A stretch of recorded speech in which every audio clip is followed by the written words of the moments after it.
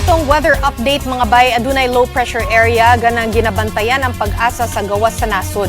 Mga ito og update gikan kang Joseph Merlas, weather specialist sa Pag-asa Visayas.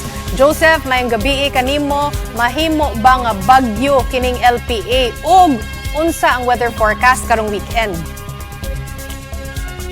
Maayong hapon, usab, Ma'am Chiki, ug sa itong mga sukiti paminaw.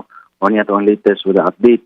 Kini atong gi-monitor nga LPA gawas og layo nga bahin sa tuang PR. Posible ni mamahimong bagyo. Apan, nakita na to sa itong analysis nga ubos ang tsansa nga makasud pa ni sa itong area of responsibility. Itong kayang movement is papalayo sa atoang landmass. O wala ragi po ning epekto sa bisan sang bahin sa ato ang nasod. Kumang karong weekend, padayon ta makasnati ang generally fair weather condition ang tibuok Kabisayaan, nakita ang probinsya sa Subo.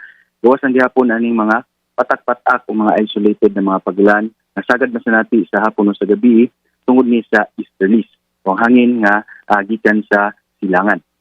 Maong fair weather condition ta for at least og mga adlaw apan tungod ni easterlies ug pagkusog sa ato ang hangin amihan o kining gitawag na to og boundary sa amihan kining shear line posible ning maoy makahatag na to taas nga tsansa sa mga pagulan sa adlawng Lunes ngadto na sa adlawng Martes.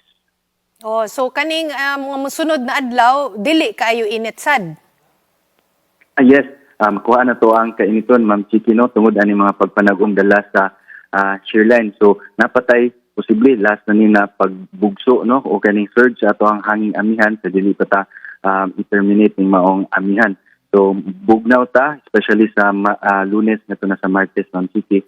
Nga posible, mas to ang mga pagulan, ini sa ugmang adlaw is ani sa hapon, na to na sa gabi, dalagi hapon, ani easterlies.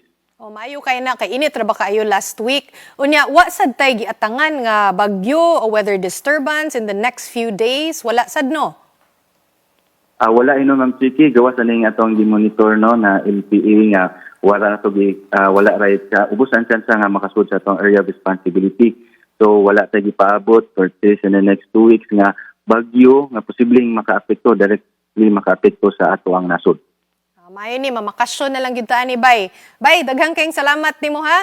Mao na si Joseph Merlas gikan sa Pag-asa Visayas.